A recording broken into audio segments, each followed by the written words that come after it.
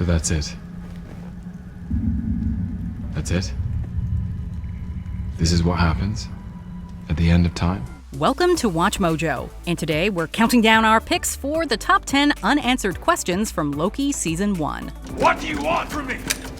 What is this about? C20? The variant? All these questions, what are you getting at?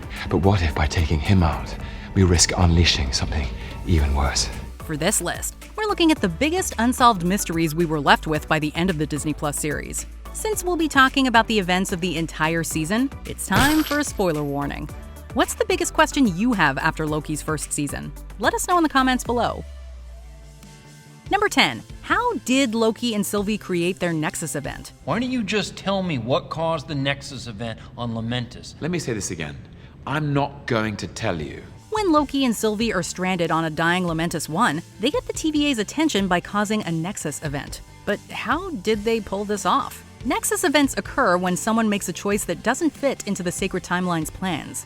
Mobius thinks Loki and Sylvie's budding romance is the answer. Two variants of the same being, especially you, forming this kind of sick, twisted romantic relationship, that's pure chaos. That could break reality. But since the TVA doesn't think our Loki or Sylvie were meant to exist, why did the Sacred Timeline draw attention to the duo? Even if the variants kissed on Lamentis 1, the original outline for the timeline would have been preserved if they perished there. Our best guess is He Who Remains manipulated things behind the scenes, so TVA computers would recognize a romantic moment as a Nexus event. But we're not 100% sure.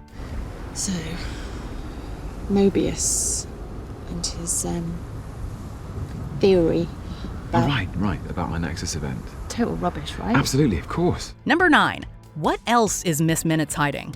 We initially thought Miss Minutes was just a helpful and innocent TVA assistant, but we eventually saw the sinister side of her clock face. In the finale, it's revealed that Miss Minutes always knew about the TVA's true creator. He's impressed. Who's impressed? He who remains. And who is he? He created all, and he controls all. But she notably didn't let the high-ranking Judge Ravonna in on the truth. I'm telling you this willingly. Why? Because I want to know who's at the top of this. I want to know who lied to me. If Miss Minutes was keeping such a huge secret like that under wraps, what else could she be hiding? Did she know what He Who Remains was planning from the beginning? And did Miss Minutes personally witness the multiversal war? Although the extent of her knowledge is a mystery, we are positive she's hiding more secrets beneath that smile. Hey there. What took you so long? Sorry, some things had to get worked out. Number 8. How did He Who Remains choose who joined the TVA?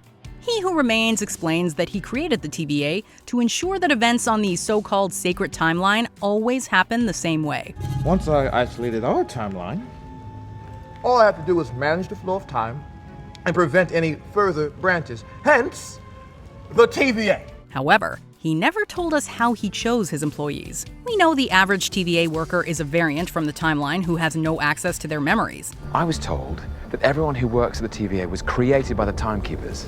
That's ridiculous. They're all variants, just like us. They don't know that.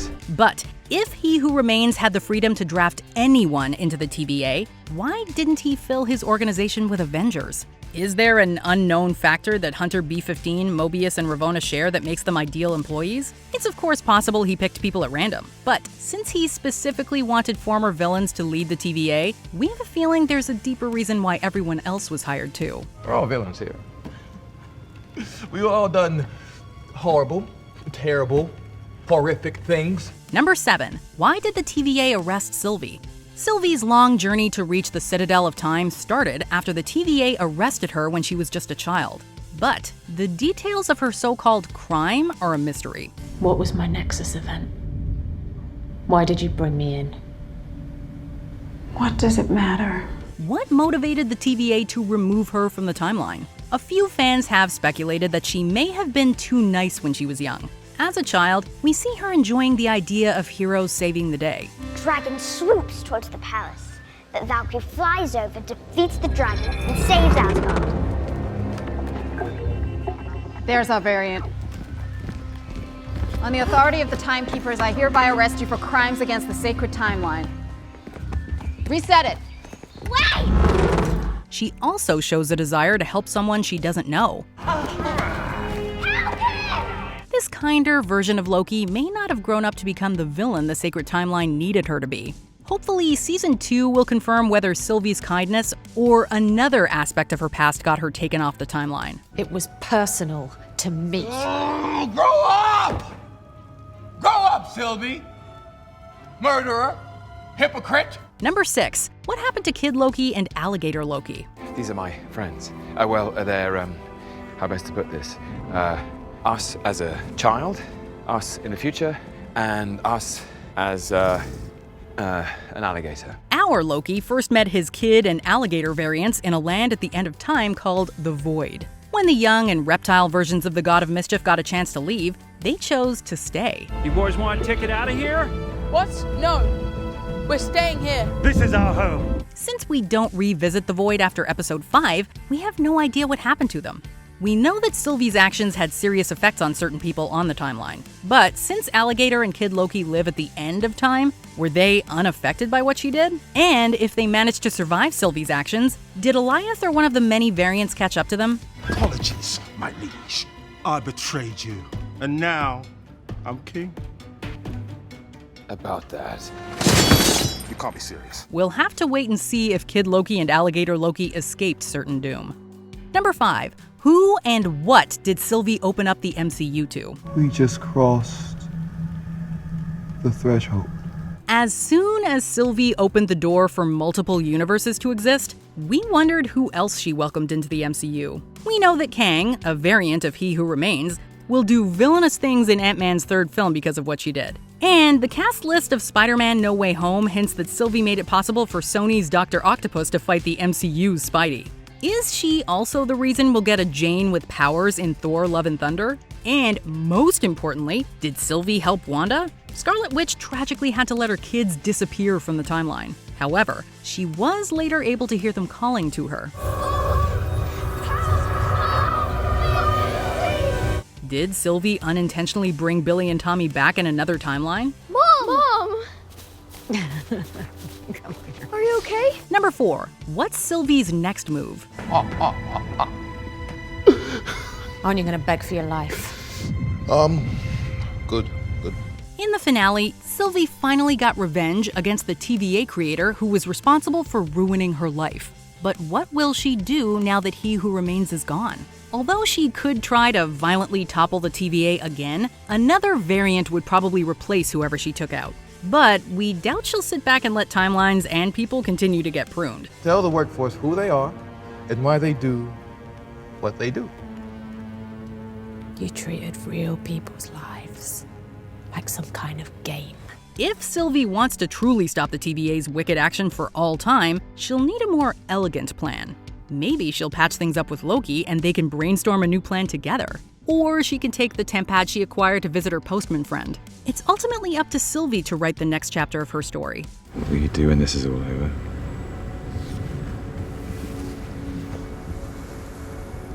I don't know. Number 3. What's going on with Loki and the TVA? After Loki is forced to return to the TVA, he starts getting a closer look around. He is horrified to discover that 3 Timekeeper statues have been replaced by a singular monument to Kang. To make matters worse, Loki's closest allies don't remember who he is. Take it easy. You're an analyst, right? What division are you from? What are you talking about? Who are you? What's your name? Boots on the ground now, archives. Who are you? It's not too far-fetched to assume their boss messed with their memories. It's all a manipulation. Interesting that your head would go to that. But there's also a chance that Loki isn't in the right TVA. Before he arrived there, He Who Remains mentioned multiple timelines were starting to appear. Insane? Yes. But maybe he was telling the truth. Better hurry! Timeline's already branching. It's possible that Sylvie accidentally sent Loki to a TVA that exists in a different reality than the one he was used to. Whether his friends lost their memories or Loki lost his universe, he clearly doesn't belong where he ended up. Number 2, where does Ravonna go from here? Sometimes you get tired of playing the same part. Is that possible? You can change? Not unless the Timekeepers decree it. And then it shall be so. While Ravonna was a judge who didn't originally question the TVA, she became desperate for answers by the time we reached the finale. But where will she go to figure everything out? During the finale, He Who Remains points Ravonna towards specific files. But I'm downloading the files you need now.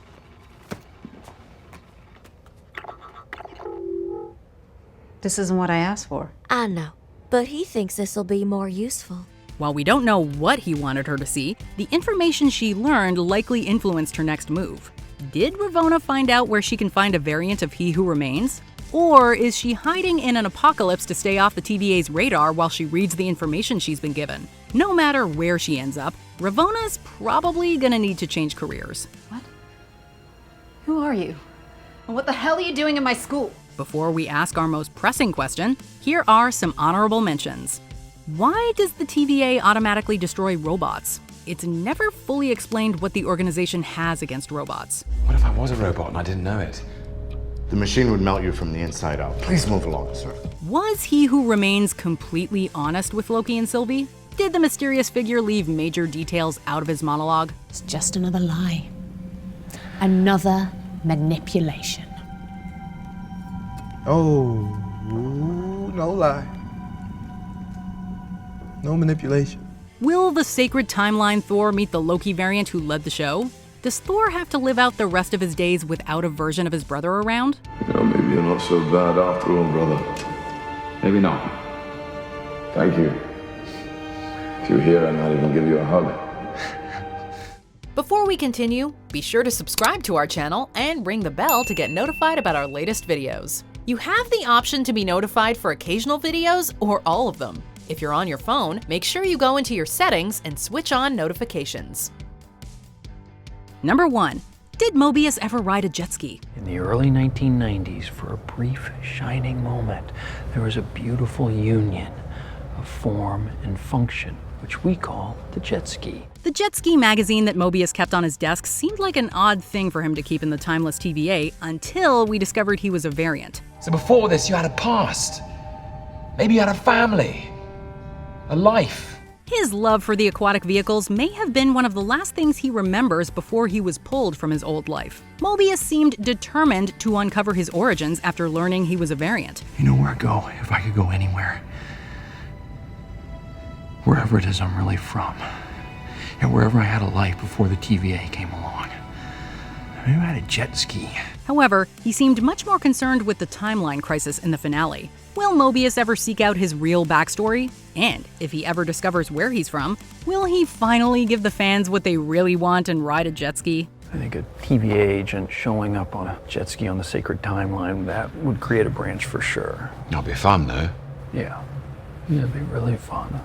Do you agree with our picks? Check out this other recent clip from WatchMojo. And be sure to subscribe and ring the bell to be notified about our latest videos.